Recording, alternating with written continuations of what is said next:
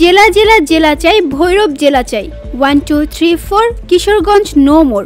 Interim সরকার, জেলা মোদের দরকার ইত্যাদি স্লোগানে উত্তাল ভৈরবের রেলপথ। নোয়াখালী থেকে ছেড়ে আসা ঢাকাগামী উপকূল এক্সপ্রেস ট্রেন লাল নিশান টানিয়ে আটকে রেখে ভৈরব জেলা ঘোষণার দাবিতে রেলপথ ব্লকেড কর্মসূচি করেছেন ভৈরবের সর্বস্তরের মানুষ। সোমবার সকাল 10:30 থেকে বেলা 11:40 পর্যন্ত ট্রেন আটকে এই কর্মসূচি পালন করেন তারা। এ সময় যাত্রী দুর্ভোগের কথা চিন্তা করে কর্মসূচি শেষ করে স্থানীয় নেতৃবৃন্দ ও রেলওয়ে পুলিশ সদস্যরা ট্রেন চলাচল স্বাভাবিক করতে আসলে উত্তেজিত জনতা পুলিশকে উদ্দেশ্য করে বৃষ্টির মতো পাথর ছুড়তে থাকেন। জনতার ছোড়া পাথরে যাত্রী সহ বেশ কয়েকজন আহত হয়েছেন। ভৈরবের সর্বস্তরের জনতার ব্লকেট কর্মসূচির কারণে ঢাকাগামী উপকূল এক্সপ্রেস ট্রেনটি ভৈরব স্টেশনে 2 ঘন্টা আটকা পড়ে।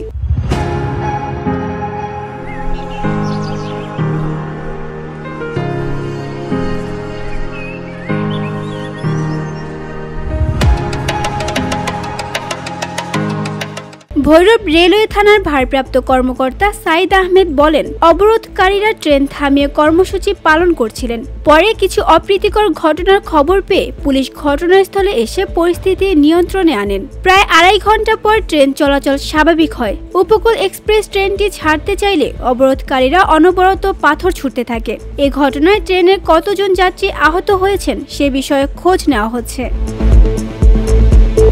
এর আগে রবিবার সকাল 10:30টায় ভৈরবের দুর্জয় মোড়ে ঢাকা সিলেট মহাসড়ক ও ভৈরব কিশোরগঞ্জ আঞ্চলিক মহাসড়ক বন্ধ করে দিয়েছিল একই আন্দোলনকারীরা। এতে প্রায় 2 ঘন্টা যান চলাচল বন্ধ থাকে। এ সময় মহাসড়কে দীর্ঘ যানজটের সৃষ্টি হয়। ভোগান্তিতে পড়েন শতাধিক যানবাহনের যাত্রী ও চালক।